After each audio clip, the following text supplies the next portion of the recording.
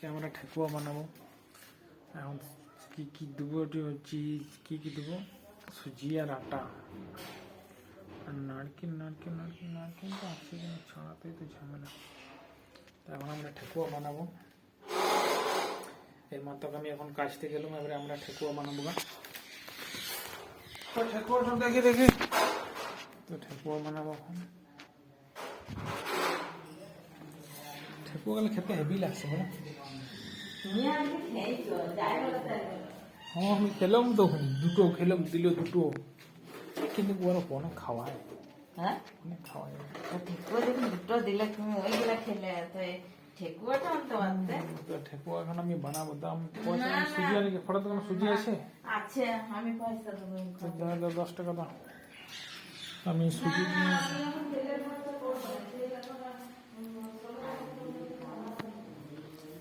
সুজিটা নিয়ে আসি, দাও।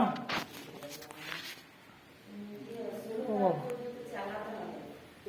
বৃষ্টিও শুরু হয়ে গেল। বৃষ্টি শুরু হয়ে গেছে, বৃষ্টিতে ভিজো না, চুপটি করে বসো, করছি খাও। কি বানাচ্ছি দেখে, কি বানাচ্ছি?